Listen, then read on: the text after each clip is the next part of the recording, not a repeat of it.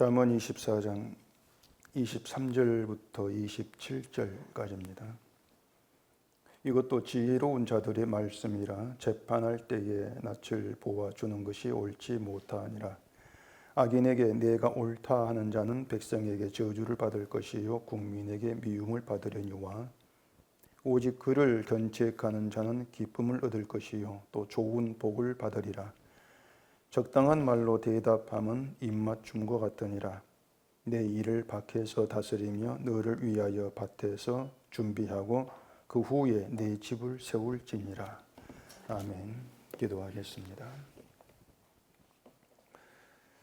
하나님, 늘 하루하루 이 세상 일에 파묻혀 살아간 저희들을 이 시간도 또 이 말씀 앞에 나오게 하심을 감사합니다. 이 말씀이 우리에게 하는 기능, 역할이 어떠한 것인가를 오늘 이 시간도 깨달아 알게 하시고 진심으로 말씀 앞에 나와서 그 말씀을 듣고 받아들이는 저희가 되도록 해주시옵소서. 예수님 이름으로 기도합니다. 아멘.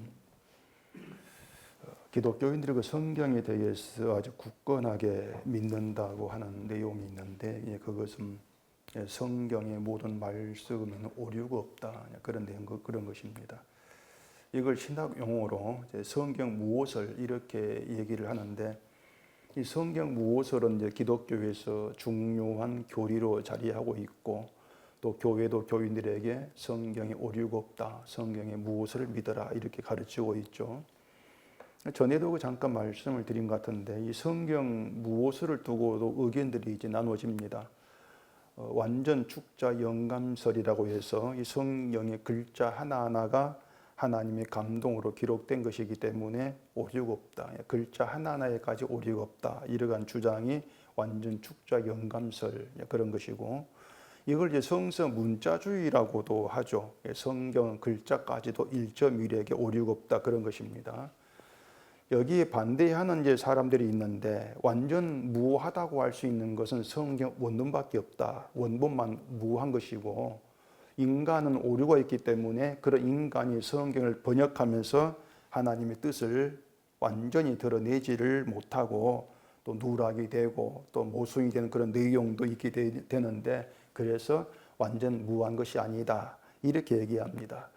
이들은 이것을 이제 유기적 영감설 또 이렇게 얘기를 합니다. 이렇게 성경이 옳다는 걸 두고도 이 사람들이 이제 이런저런 설을 많이 만들어내는데, 뭐 이게 다 쓸데없는 이제 헛된 설들이죠.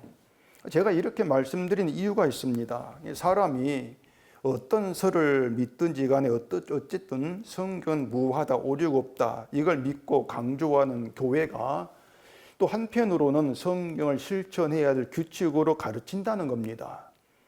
성경 내용의 모순보다 이것이 놀라운 모순이 아닐 수가 없는 거예요. 한마디로 말하면은 성경이 무엇을 말하는지를 알지를 못하면서 성경에 오류가 없다, 성경이 무하다 이렇게 말하는 그런 모순이 있다는 것입니다.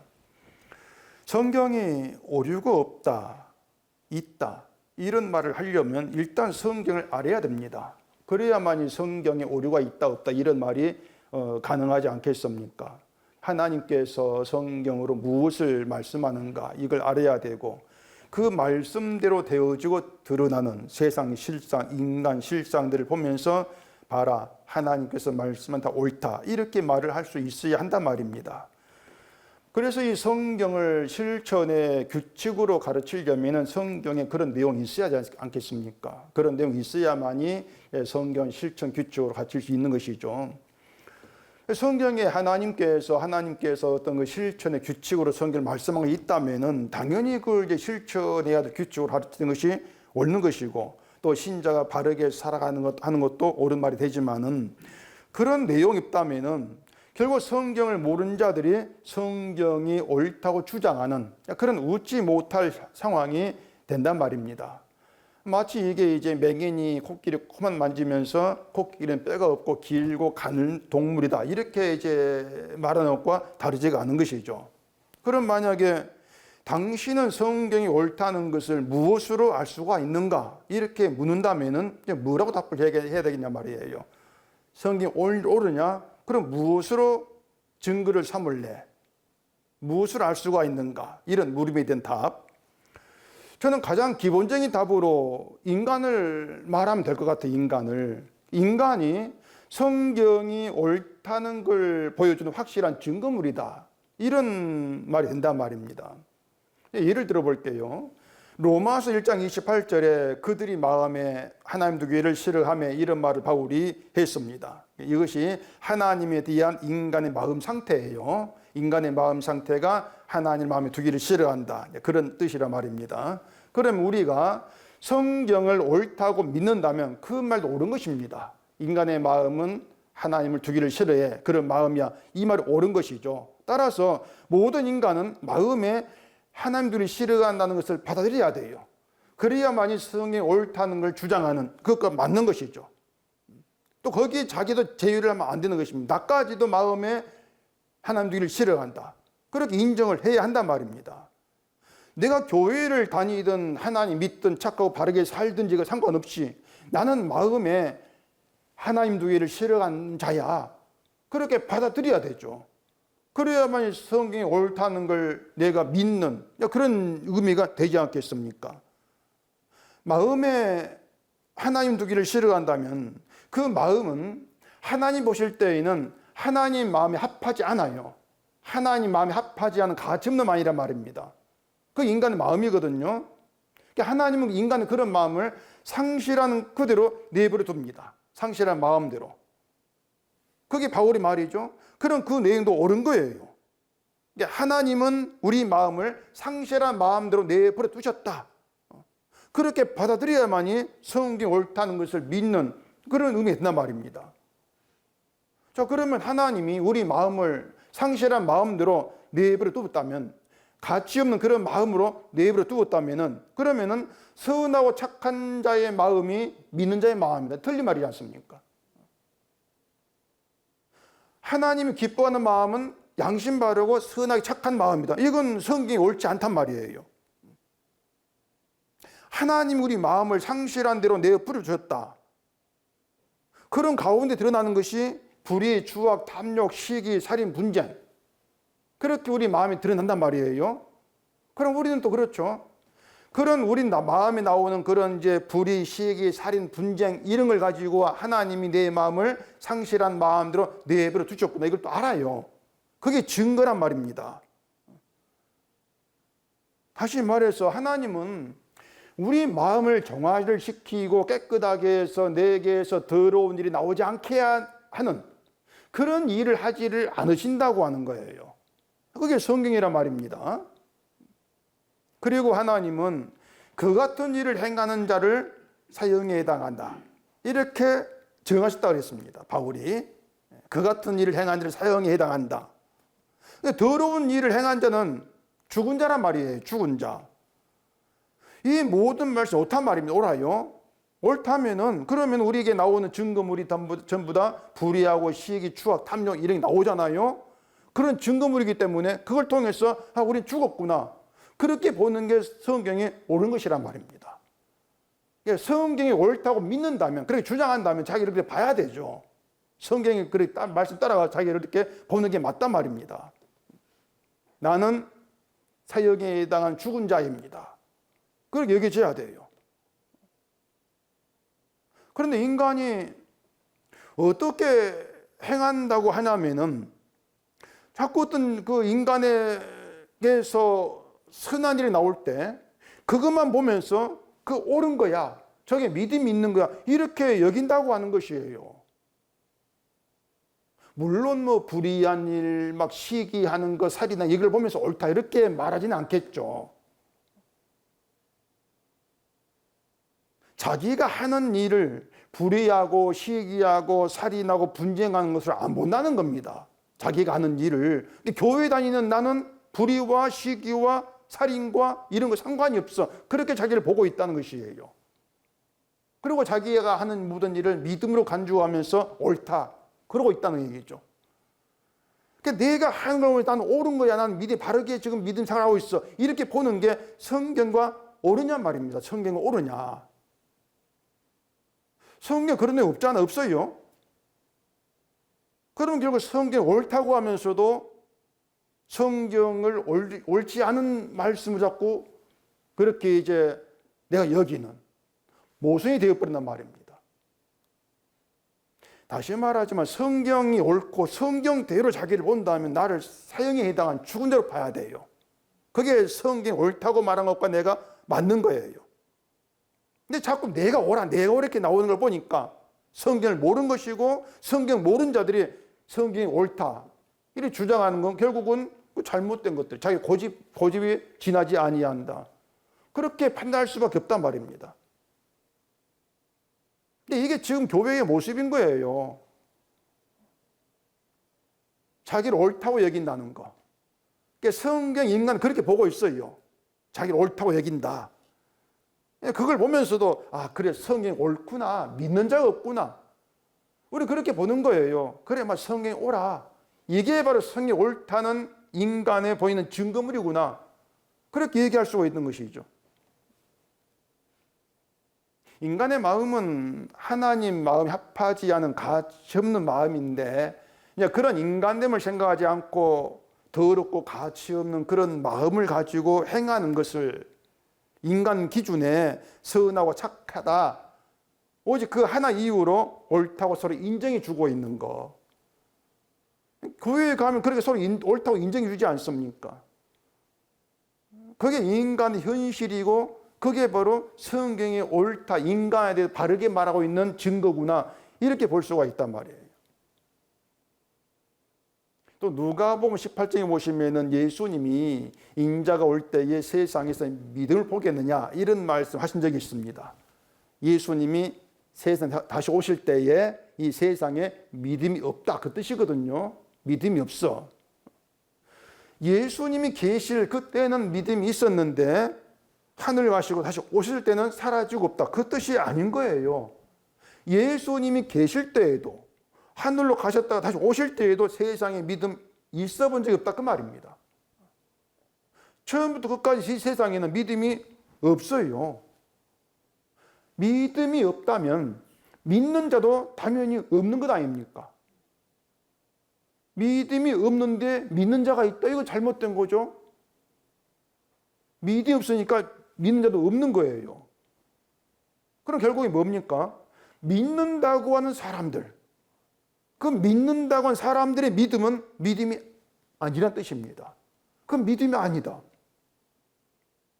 만약 그게 믿음이라면 예수님 믿음이 있단 말이 잘못된 거죠. 그런데 분명히 예수님이 하신 말씀이 옳아요. 그렇다면 예수님이 아직 다시 오시지 않은 지금 이 세상에는 믿음이 없는 게 돼요. 그걸 현실로 봐야 한단 말입니다. 그래서 교회가 정말로 진심으로 성경을 하나님 말씀으로 옳다고 믿는다면요, 우리 교회에 믿음은 없다. 믿는 자가 없습니다. 우리가 믿음으로 알고 있는 건 모두 다 믿음이 아닙니다. 그렇게 말을 해줘야 돼요. 성경을 옳다고 믿는다면. 여기 당연히 목사도 예외가 아니죠. 목사도 믿음이 없다. 이렇게 얘기가 되어져야 한단 말입니다. 근데 지금 기독교 현실은 믿는 자가 많아도 너무 많아요. 너무 많지 않습니까? 마치 예수님이 우리를 잘못 알고 말씀했다고 그렇게 여기는 것처럼 서로 믿는다고 하고 믿음은 서로 인정해 주면서 믿음이 자신감을 가지는 소위 믿음 좋고 강한 사람이 너무 많습니다. 예수님이 죄인을 부르러 오셨다. 이 말씀이 옳다면은 그게 좀 옳은 말씀이라면은 모두가 죄인으로 주 앞에 나와야 되는데 죄인은 없고요. 죄인은 없고 바리새인 같은 의인만 차고 넘쳐요. 주님을 찾는 사람들이 보면은. 그런 모든 것들이 성경과 다르단 말입니다. 그게 성경을 모른다는 증거인 것이고 그런데도 성경이 옳다고 주장한다는 거. 이게 마치 맹인이 코끼리 만지고 있는 그런 것과 다를 바가 없다고 하는 것이에요. 보면 24절을 봐보십시다. 악인에게 내가 옳다 하는 자는 백성에게 저주를 받을 것이요 국민에게 미움을 받으려니와. 악인을 악인으로 이제 보지 않는다는 거죠. 악인을 두고 악하다 이렇게 말하는 것이 아니고 오히려 옳다 이렇게 얘기를 한다는 것입니다. 이게 이제 재판이 바르게 행해진다면은 의인을 의롭다고 하고 악인은 악하다 이렇게 판결이 되지 않겠습니까? 재판이 바르게 되어진다면은 의인은 의인으로 악인은 악인으로 제대로 그렇게 구분되고 판결되어야만이 재판이 바르게 되어진 거예요. 근데 악인은 옳다고 한다는 것은 재판이 잘못되었다는 얘기죠. 그렇게 재판을 잘못한 사람을 이제 백성이 저주를 받고 국민에게 미움만 한다 이렇게 말을 하고 있는데, 이제 악인은 옳다 뭐 이건 이제 우리가 세상 재판에서도 흔히 이제 볼 수 있는 내용이죠. 뭐 가령 권력을 가진 정치인을 재판하는데 국민적 볼 때는 분명히 죄가 있는데 무죄 판결 내렸다. 저게 무슨 판사는 차라리 A하게 낫겠다. 온갖 욕과 미움을 받지 않습니까? 판사가 아무리 내 소신 가지고 판결한 거야 얘기를 해도 국민은 안 믿어요. 근데 또 보면 모든 국민이 전부 다 이게 잘못이지 이렇게 말하지 않습니다. 어떤 당을 좋아하는가 정치색에 따라서 말이 달라지지 않습니까?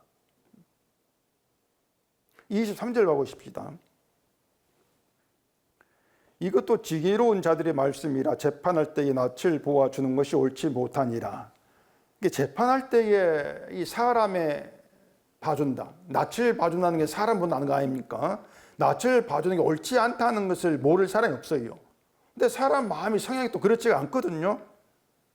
재판이라고 하는 건 오직 법을 가지고 판결을 하는 것인데 실제는 법이 판결한 것이 아니고 사람이 법을 가지고 사람이 판결을 하지 않습니까? 근데 판결을 하는 사람의 마음에 법만 있는 것이 아니에요. 판결 후에 나에게 돌아올 이익도 생각한단 말입니다. 사람 판사의 마음에 자기가 있단 말이에요. 자기가. 법만 있는 것이 아니고. 그렇기 때문에 사람 낯을 보지 않을 수도 없단 말이에요. 이런 세상의 재판이 또 아무리 바르게 판사가 바르게 해도 재판한다 할지라도 결정적인 문제가 뭐냐면 이 세상의 법을 아무리 완벽히 잘 안 들었다 할지라도 이 세상 법으로는 성경에 말하는 악인과 의인을 구분해 판단치를 못합니다. 세상 법은 성경이 말하는 하나님의 악으로 본 악인을 판단치를 못해요. 판사가 아무리 정당하다 할지라도. 결국 세상의 법은 사람이 맞는 기준을 가지고 판단하는 게 전부죠. 따라서 하나님의 법을 가지고 사람의 낯을 봐주는 것 없이 의인을 의롭다고 하고 악인을 악하다고 할 재판장은 예수님 한 분밖에 없습니다. 예수님만 진짜 재판장이에요. 예수님만 사람의 눈치를 보지 않고 말씀 가지고 판단을 하죠. 판결을 내버리죠. 예수님이 세상 오셨을 때에 그 예수님이 계신 세상이 어떻게 됩니까? 혼란이 발생합니다. 예수님 오셔가지고 혼란이 막 일어나죠. 어떤 혼란인가 하면은 평생을 내가 옳다고 여겼고 의롭다고 생각했던 것들이 흔들리고 부정당하는 그런 혼란이 발생한단 말입니다. 이것이 재판장으로 오신 예수님이 계신 세상이에요. 그러니까 예수님이 계신 세상은 혼란이 있을 수밖에 없던 거예요. 필히 그렇게 발생이 돼 있는 거예요. 그 예수님이 의롭게 산다고 자부하는 유대인의 세상에 말씀을 전한단 말입니다. 예수님은 단순히 말씀을 전했을 뿐인데 세상은 막 시끄러워지는 거예요. 바리새인, 서기관, 제사장 그리고 유대 백성들이 서로서로 믿음을 칭송하고 인정하면서 그들끼리 잘 살고 있었는데 예수님 말씀으로 그들 신앙세계 졸지에 신앙이 아닌 악한 것을 규정해버린단 말입니다. 그들은 바른 것인데 예수는 악하다고 다 규정해버린 것이에요. 이것이 예수님의 말씀이 주는 판결입니다. 그런데 자기를 의롭다고 했던 사람들은 그 판결을 인정하기 싫어했던 거죠. 받지를 않은 것입니다. 예수님 말씀은 딴 게 아닙니다. 의인을 의롭다고 악인을 악하다고 한 게 전부예요. 예수님 말씀 딴 게 아니에요. 악인을 악하다 한 겁니다. 믿음 아닌 걸 믿음 아니야, 그렇게 말씀한 게 전부란 말이에요. 근데 의인과 악인을 판결하는 기준이 그 유대인과 예수님이 달랐을 뿐이에요. 결국 유대인들은 예수님 판결 기준을 받아들일 수 없었던 것이죠. 당신 기준 우리가 못 받겠다. 예수님 판결에는 뭐 11조하고 기도하고 금식하고 말씀을 지켜 교회 나오고 봉사 많이 하고 이런 것들이 그 판결에 전혀 영향을 끼치지 못했습니다. 근데 유대인들은 11조하고 했던 모든 것들을 의롭고 악하다고 판결한 기준을 삼았던 거예요. 깨끗하게 살고 회당 모임에서 말씀 듣고 금식하면서 죄 안 짓고, 그게 그들 판결 기준이었습니다. 때문에 그들은 세리 창녀와 같은 사람은 악하다, 그게 재판이었는데 예수님 그들을 부르러 왔다 이렇게 말씀하시면서 의로운 자기들을 악하다고 그렇게 판결해 버리니까, 화가 있다고 하니까 자기들에게, 그들 입장에서는 환장을 노리시죠. 아무리 뜯어봐 생각해봐도 자기 옳은데 바르고 맞게 살고 있는데 그걸 악하다고 하니까 그걸 그들은 받지를 못한 당연한 것이었습니다. 유대인들 삶은 하나예요. 자기들의 믿음, 의를 지키고 더 의로운 자가 되는 것이 그들 믿음이었습니다. 말씀도 거의 그를 위해서 말씀 짓겠단 말이에요. 그럼 그들이기 때문에 악하다고 하는 말씀을 견디지를 못하죠, 사실은요. 그런 점에 보면은 지금의 기독교인들이 하는 삶 방식은 잘못된 거예요. 지금 교인들을 보면 다 그렇죠. 자기 믿음을 지키고 좀 더 좋은 믿음으로 올라서고 인정받고, 그게 이제 기독교인들의 믿음의 삶이란 말입니다. 교회에 이리 힘을 쓰는 이유도 더 좋은 믿음으로 자라보겠다고 하는 것이고 인정받겠다고 하는 거, 하나님께 인정받아 복받겠다 이런 것인데, 그런 삶의 방식에서 나를 저주하는 게 십자가다, 그런 생각을 사람들은 하지를 못하죠. 나를 복주는 예수님은 늘 살아있죠. 나를 인정해줘 복주는 예수님. 그런데 나를 저주한 예수님, 나를 저주하는 십자가, 그건 생각지를 못하게 되어 있습니다. 나올 수가 없는 거예요, 인간에게서는. 십자가 자체를 모르는 것이죠. 아니, 내가 지금 십자가를 믿고 있는데, 예수님의 고난도 용서 내가 알고 믿고 있는데, 근데 십자가 나를 저주한다? 그게 무슨 말이냐? 무슨 그런 십자가가 있는가? 화를 내고 돌아선단 말입니다. 믿지를 못하는 거예요. 자, 분명히 예수님은 세상에 다시 오실 때 믿음을 볼 수 없다고 말씀을 했는데, 그 말씀에 나는 해당하지 않는다고 자기 마음대로 나에게 좋게 판단해 버린단 말입니다. 믿음이 없다, 이게 맞다면 지금 우리 십자가를 믿는 자가 아니에요. 십자가를 믿는 믿음 우리에게 없어야 돼요. 그렇게 나를 봐야 한단 말입니다.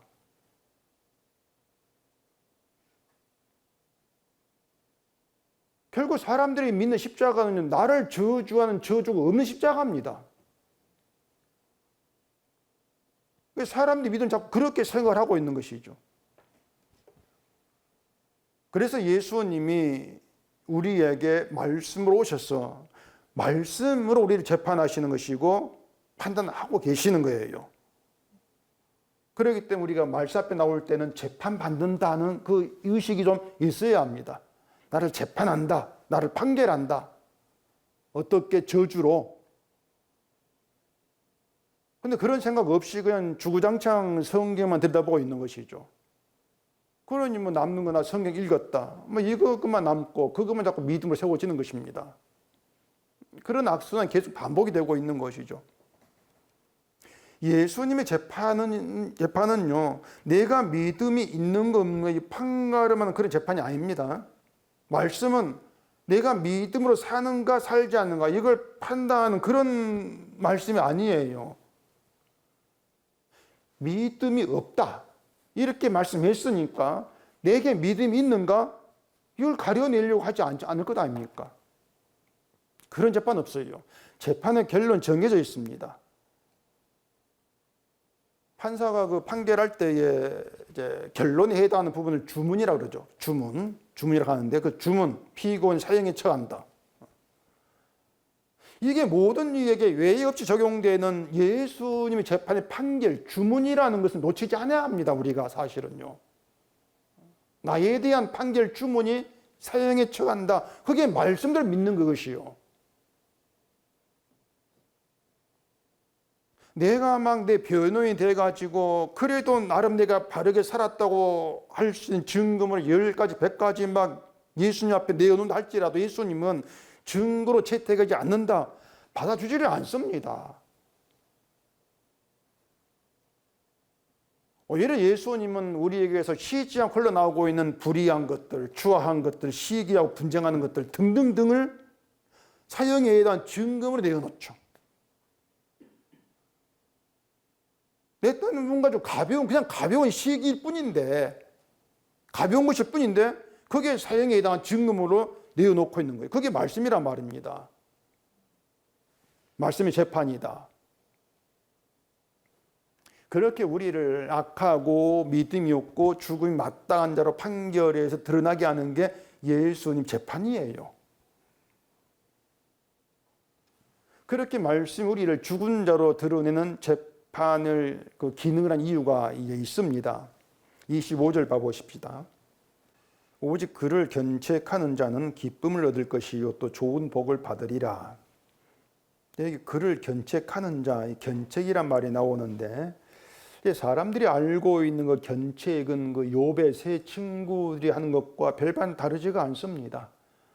잘못한 것이 없는 정당한 사람이, 옳은 사람이 뭔가 잘못하고 옳지 않은 일을 한 사람을 나무라는 거, 책망하는 거, 이런 경책으로들 이제 알고 있고 또 그렇게들 많이들 하고 있지 않습니까? 그런데 말씀을 드린 것처럼 예수님의 재판은 모든 사람을 죽음에 해당하는 저주받은 자로 드러낸다 그랬지 않습니까? 모든 사람을. 그래서 그 예수님 재판을 제대로 받게 되어지면은 그 말씀이 주는 판결문, 그 저주를 내 것으로 품고 있는 사람이에요. 그 재판을 제대로 받은 사람이에요. 예수님 재판을.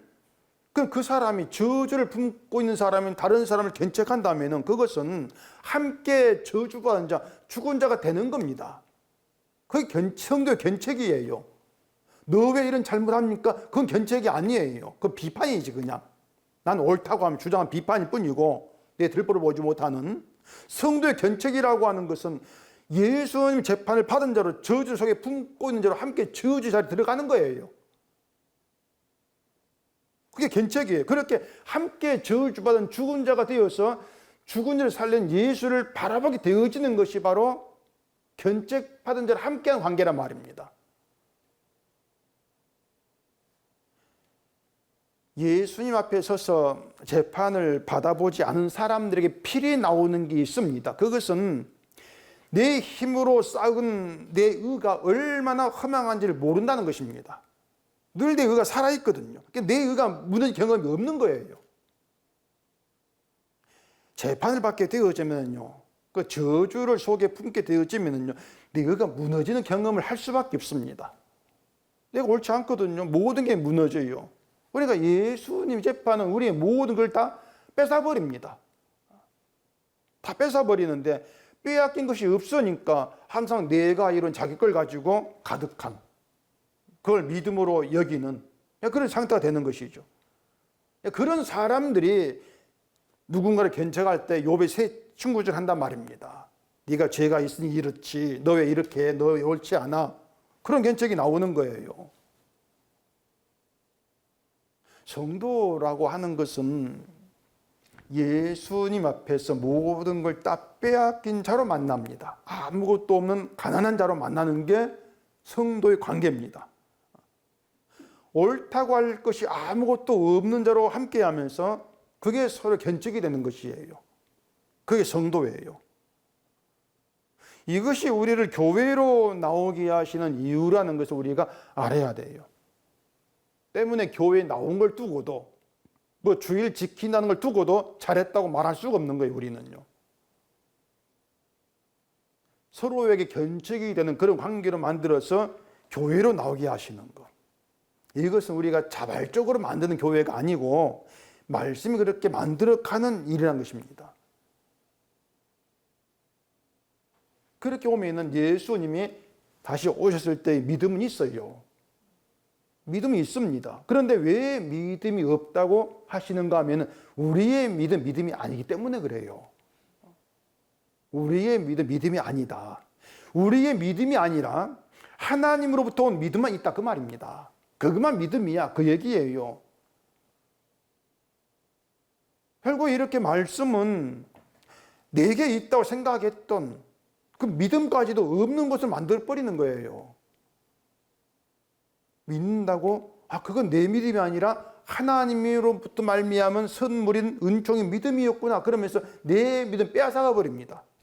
빼앗아 버리고 하나님이 주신 믿음만 남기게 하는 것이에요. 이런 말씀의 경험이 있어야 돼. 그게 성도거든요. 그래, 그런 사람, 말씀 경험이 있는 그 사람은 예수님 말씀을 나에게 가장 적당한 말로 듣게 되어집니다. 적당한 말. 그게 26절에 나오는 건데 봐보십시다. 적당한 말로 대답하면 입맞춤과 같으니라. 여기 적당한 말이라고 하는 것은 딱 맞는 말 그 뜻이거든요. 딱 맞는 말, 나에게 딱 맞는 말 그냥 그런 뜻인데, 자, 예수님 말씀에는 이제 우리를 뭐 신앙생활 잘한다고 칭찬을 하고 뭐 열심히 잘 믿어 복 준다고 하는 희망적인 말이 없지 않습니까? 예수님 말씀에는 예수님 바리새인들 잘 믿는 사람들, 정말 잘 믿는 사람들을 독사의 새끼라고까지 하셨는데 예수님은 그들에게 아주 적당한 말 하신 거예요. 바리새인들에게 독사의 새끼, 그게 적당한 말입니다. 너에게 이게 딱 맞는 말이야. 그렇게 하신 말씀이에요. 그렇다면은 그 독사의 새끼라고 하는 그 말이 결국 우리에게 가장 적당한 말이 된단 말입니다. 나에게 적당한 말, 딱 맞는 말이에요. 독사의 새끼라는 말이. 자, 바울이 자기를 죄인의 괴수 이렇게 얘기를 했는데 그건 겸손이 아닙니다. 예수님 말씀 앞에 서 있는 바울 스스로 자기에게 아주 적당한 말을 스스로 한 거예요. 죄인의 괴수, 이게 나의 가장 적당한 말이야. 이게 바울은 이제 적당한 말 자기에게 한 것이죠. 그 입맞춘다고 하는 건 신약 성경에 보면은 서로 문화하는 그런 관계에서 나오는 얘기입니다. 거룩하게 입맞춤으로 서로 문화하라 이런 말도 있고, 베드로전서에도 사랑의 입맞춤으로 서로 문화하라 이런 말이 있단 말이에요. 무슨 말인가 하면은 24절에 그 악인에게 내가 옳다는 자는 백성의 저주를 받는다 했는데, 그러면 악인을 옳다 이렇게 하는 사람에게 견책이 되는 적당한 말이 뭐겠습니까? 악인을 옳다고 하는 것은 악인을 의롭게 본다는 얘기죠. 그게 뭔가 하면은 자꾸 인간의 그 행위, 하는 걸 가지고 의롭고 악하고 판단한다는 얘기예요. 그럼 그런 자기도 마찬가지로 바리새인처럼 나에게 의로운 일이 있으니까 나에게 의롭다 이렇게 판단할 거 아닙니까? 남만 보는 것이 아니고. 그런 사람들이 적당한 말, 그 적당한 말이 뭐겠어요? 저주를 받을지어다. 바리새인 말대로 독사의 새끼야. 그게 딱 적당하단 말입니다. 근데 그것이, 그런 적당한 말이 사랑의 입맞춤으로 문화하는 거 이렇게 의미를 한단 말이에요. 그게 서로 문화하는 것이야. 저주하는 게, 저주의 말을 하는 게 서로 문화니다. 물론 이걸 또 의미도 모르면서 만나면 무조건 막 저주받아라 이렇게 한다 해가지고 그게 되는 게 아니에요. 그런 말 하는 게 아닙니다. 저주라는 그 말에 기쁨과 좋은 복이 담겨 있으면 알아야 되죠. 무조건 저주하는 게 아니고 저주하는 그 말에 기쁨이 있고 좋은 복이 담겨 있어. 그 네 말 알아야 한단 말이에요. 자, 나는 예수 믿는다. 나를 그렇게 알고 살아간 사람은 성도가 아니, 교인이요, 그것은요. 난 예수 믿는다. 그건 교인들이 하는 생각입니다. 자기를 예수 믿는 자로 보게 되어지면 일단 나는 저주 관계 없이 자기를 본단 말입니다. 난 저주 관계 없어. 난 예수를 믿으니까 저주 지옥과는 관계가 없어. 이런 사람 십자가 얘기할 때도 그냥 용서, 구원만 자꾸 혼란해서 구원 생각을 해요. 용서받고 구원해주는 그런 십자가. 그러니까 저주에 있는 자를 용서하고 저주에 있는 자를 건져내는 구원, 그것이 아니고요. 열심히 예수 믿는 나를 용서하고 구원하는 그런 십자가로만 생각한단 말이에요. 그 차이를 여러분 이제 분별해가지고 생각을 해 주셔야 한단 말입니다. 내가 예수 믿는다, 그렇게 믿음이 있다고 생각을 하고 출발을 하면은 말씀이 주는 견책을, 뭔가 믿음의 게으른 걸 책망하는 견책, 자꾸 이렇게 받아들인단 말이에요. 그러면 잘하는 사람 견책 없게 되겠죠. 넌 기도를 게을리 한다거나 성경 보기를 게을리 한다거나 이걸 견책으로 알면은, 그런 것이 좀 부질해지면은 결국 견책이 멀어진, 상관없는 그런 자가 되어진단 말입니다. 그런 사람들은 내가 잘하니까 좋은 복을 주겠지, 그렇게 알겠죠. 그런 것들이 뭐냐고, 악인이 자기를 옳다고 여기는 거예요. 악인이 독사의 새끼가 자기를 옳다고 여기는 그것과 똑같은 거란 말입니다. 사람이 자기를 바라보는 시각 항상 그렇습니다. 본래 그래, 인간 성향이. 이게 인간이 자기를 보고 판단한 시각이고 그게 바리새인 시각이었죠. 이런 우리에게 가장 적당한 말은 저주입니다. 사실은요. 정말 저주예요. 가장 적당한 말이 저주예요. 그렇잖아요. 믿음이 없는 자인데, 마음에 하나님들을 싫어하는 그런 자가 우리들인데, 우리 마음에 드러나는 자꾸 불의, 시기, 탐욕이 더러운 것들인데, 그런 우리를 보면 가장 적당한 말은 저주죠. 뭐 복받고 천국 가고 구원하고 이게 적당한 말이겠습니까? 그건 아닙니다. 사실은요. 저주받는다, 이게 가장 적당한 말이지. 바울이 그 적당한 말을 또 하는 게 있는데, 고린도전서 16장 가보십시다. 고린도전서 16장 19절입니다. 아시아의 교회들이 너희에게 문안하고 아굴라와 브리스가와 그 집에 있는 교회가 주 안에서 너희에 간절히 문안하고 모든 형제도 너희에게 문안하니 너희는 거룩하게 입맞춤으로 서로 문안하라. 나 바울은 친필로 너희에게 문안하노니 만일 누구든지 주를 사랑하지 아니하면 저주를 받을지어다. 우리 주에 오시옵소서. 이렇게 바울이 이제 편지를 마치고 있는데, 거룩하게 입맞춤으로 서로 문안하라고 하고 바울 자신도 문안한다, 이렇게 하면서 하는 말이 저주예요. 친필로 문안하는데 뭐 평안히 잘 지내라, 믿음 생활 잘해라, 뭐 이런 그 말을 하는 것이 아니고, 누구든 주를 사랑하지 아니하면 저주를 받을지어다. 저주가 바울의 문안이었단 말입니다. 자, 그러면 어떻게 하면은 거룩하게 입맞춤하겠는가? 입맞춤을 거룩하게 이렇게 표현하고 있어요. 이 입맞춤이 단순히 인간의 입맞춤이라면은 거룩하다 표현을 할 수가 없죠. 그 당시 문안안의 풍습이, 인사 풍습이 서로 입맞추는 그것이랄지라도 그걸 또 거룩하다 이렇게 말할 수 없는 것이에요. 입맞춤이라고 하는 것은 둘이 하나가 된 연합한 사랑의 관계를 의미하는 입맞춤입니다. 연합해 하나가 된 관계, 나는 나고 너는 너다, 이런 관계를 입맞추는 것은 세상 사람들이 하는 것이고요. 성도 입맞춤은 하나 된 사람의 관계예요. 하나 되었다. 그런데 성도를 하나 되게 한 그게 뭔가 하면 저주입니다. 저주가 성도를 하나 된 관계로 만들어 묶어놔요. 의로는 절대 안 돼요. 이거는 의로는 하나가 안 돼요. 서로 의가 다르기 때문에, 누가 잘했고 누가 못했고 이렇게 구분되기 때문에 의로는 안 돼요. 오직 저주만이 인간을 하나로 만든단 말이에요. 밖에서 그 풀 뜯어 먹으면서 자기 마음대로 놀던 돼지들을 주인이 몰아가지고 한 우리의 집어 넣는 것처럼, 그 밖에서 자기 즐거움을 위해서 사는 우리를, 온통 나를 위해 살아가는 우리를 저주라고 하는 한 울타리로 집어넣어서 하나 되게 하는 것, 그 작업을 말씀이 한다는 얘기입니다. 말씀 우리 재판에서 저주로 판결 내려가지고 그 저주 울타리 속에 하나로 모아버리는 것이에요. 그렇기 때문에 예수 안에 있는 성도가 그 저주로 하나로 모아진 그 성도가 서로에게 대답할 적당한 말은 저주받은 자입니다. 그게 아주 적당한 말이에요. 서로에게 할 수 있는. 그걸 두고 하나로 연합하는 사랑의 관계.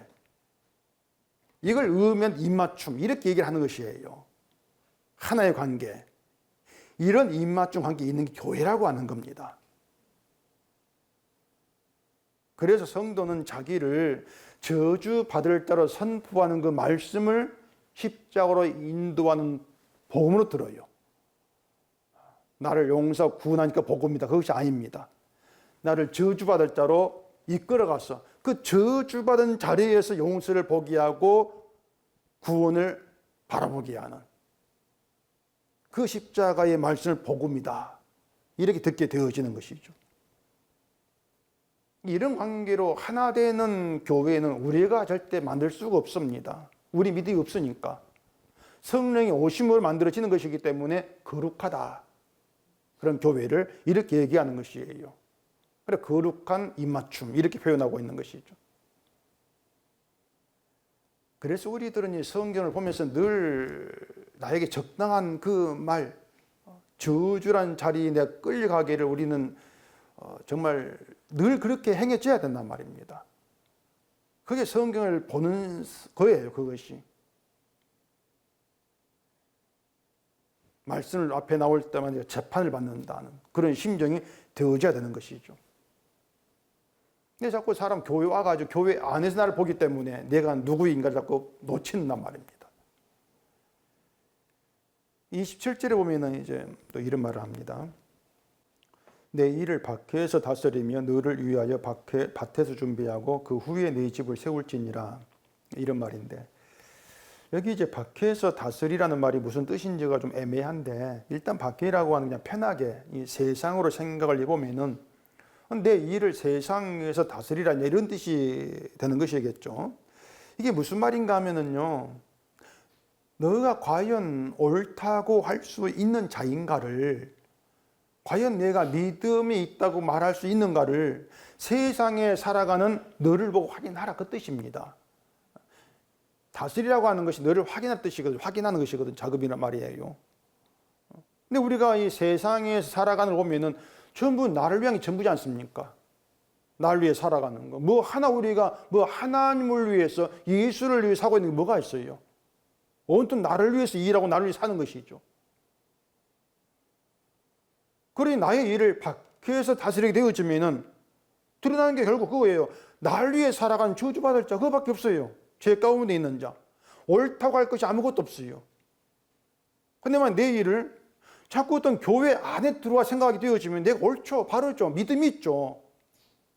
그렇게 보인단 말입니다.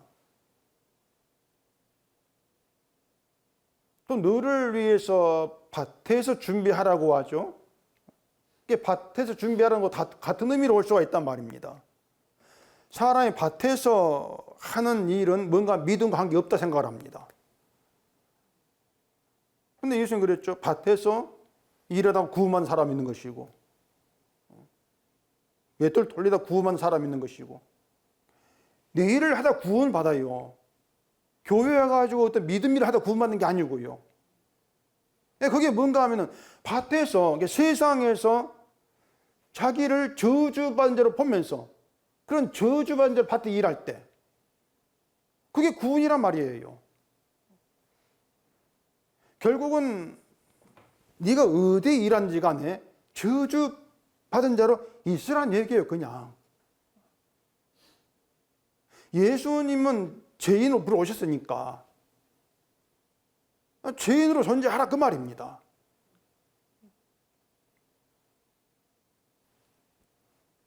그래서 이 사람이 자꾸 자기를 이제 어떻게 바라보는지가 이 중요한 이제 문제로 드러나게 되어지는 것인데, 다시 말하지만은요, 하나님이 인간을 위해서 준비해 놓으신 것은 지옥이고 저주입니다. 저주를 준비해 놨어요. 근데 그 저주를 예수님에게로 돌렸죠. 그리고 저주받은 자인 우리를 죄 없는 의로운 자로 여기신다는 겁니다. 그래서 밖에서 내 일을 다스리는 자, 이런 사람들은 이 저주를 내 것으로 준비된 것으로 보는 거예요. 저주가 내 것이다. 이렇게 된 사람은 집의 기초가 내가 아니고 예수님이라는 걸 알게 되어진단 말입니다. 내 의가 아니고 내 저주를 대신 담당하신 예수님 의로 세워진 집, 그게 천국이거든요. 그 집은 예수님이 세우는 것이지 우리가 세우는 것이 아니에요. 결국 성도가 천국에 들어간다고 하는 것은 내가 세운 집이 아니라 예수님이 세우신 집에 부름받아 참여하는 것밖에 없어요. 이걸 천국이란단 말입니다. 그래서 그 천국에는 인간의 활동이라는 거, 행함이라는 거 없고 예수님께서 하신 일만 있다. 그 예수님 하신 일을 지금 우리가 이 땅에서 성도로 살아가면서 자랑하고 높이는 거, 이게 천국을 사는 것이다. 이렇게 얘기를 하고 있는 것이죠. 그래서 우리가 말씀 앞에 나올 때마다 내가 믿는 건 없구나, 이게 늘 확인되면서 살아가야 합니다. 내가 믿는 것은 하나도 없고 나 같은 자에게 믿음을 주시고 다스리시는 주의 일만 있구나. 거기 있어야 돼요. 예수님이 준 그 믿음은 내 일을 높이 세우고 싶어하는 나를 저주받은 자로 판결하는 그 말씀을 나에게 적당한 말로 받아들이게 합니다. 그게 진짜 믿음이죠. 저주를 받아들이게 한 후에 십자가의 피가 용서의 능력이 되어서 거룩한 성도의 자리 있게 하신 은혜와 사랑 얘기하도록 만드는 것이에요. 그리고 은혜와 사랑 이야기에서 기쁨을 얻게 하죠. 그래서 성도는 나를 저주받은 자로 판결하는 그 나에게 적당한 그 말씀에 등 돌리고 도망하는 게 아니고요. 그걸 옳다, 나에게 적당한 말입니다. 받아들이면서 주를 바라보게 되어지는, 감사하게 되어지죠. 그게 주님께서 나와 함께 하시고 나에게 동행하시고 계시는 증거가 되는 것입니다. 주님의 동행의 증거를 그렇게 우리는 찾아야 돼요. 그렇게 확인해야 되고요. 그래서 늘 우리가 생각해야 되는 것은 저주가 빠진 십자가는, 저주를 말하지 않은 십자가는 인간이 조작한 가짜 십자가라는 거예요. 그걸 분명히 알고 계셔야 돼요.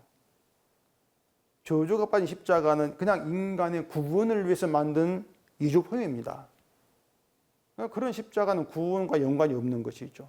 그러니 그걸 십자가로 믿는 믿음이 헛되는 것이에요. 은혜를 은혜되게 하기 위해서 필히 등장하는 건 저주다. 저주 없는 은혜와 사랑은 없다. 우리에게 가장 적당한 말은 저주고, 그 저주와 함께 주어지는 복을 알고 기뻐하고 감사하는 것이 성도로 행하는 것이다. 성령 우리를 이런 행함으로 나오게 하신다는 얘기예요. 그래서 성도에게 행함은 성령의 행함이지 우리가 행한 행함은 아닌 것이죠. 그런 행함이 있게 하시는 거, 이게 주의 일이 되는 것이에요. 그래, 우리가 일해서 그 결과로 뭔가 받고 하는 건 정말 없습니다. 성경이 아니기 때문에 정말 없는 것이고, 일하는 것이 없이 주 안에서 주의 은혜와 사랑으로 용서받고 천국에 있게 되어지는, 그게 있는 거죠. 성도에게는. 그게 감사함이 되는 것이고, 이런 말씀 내막들을 하나하나 알게 되어지면 바울과 똑같이 나의 적당한 말, 죄인의 개수구나, 내가 회방자구나, 내가 십자가의 원수구나, 내가 저주받은 자구나, 그게 나의 적당한 받아들이게 되는 것이에요. 그렇게 나를 보게 되어지면 결국은 예수님 행하신 하나하나가 은혜로 되어지는 것이죠. 그냥 그런 은혜, 그런 사랑이 우리에게서 기쁨과 복으로 자리하는 이런 성도됨, 그러한 성령 일하심 우리에게 있기를 바랍니다. 기도하겠습니다. 우리 아버지 하나님, 말씀 앞에 나올 때마다 재판을 받는다는 그 입장으로 나온 저희가 되게 하시옵기를 원하옵니다. 말씀은 우리를 의롭다고 하기를 않습니다. 저주받을 자로 선포하고 사형에 해당한 자로 선포하는 게 말씀입니다. 그런 재판 가운데에서 그런 나에게 주어진 주님의 은혜, 그 복이 무엇인가를 깨달아 알게 하시고 오직 주님의 것만으로 감사하면서 주님의 끝만 높이고 자랑하는 성도의 길로 가는 저희가 되게 해주시옵소서. 예수님 이름으로 기도합니다. 아멘.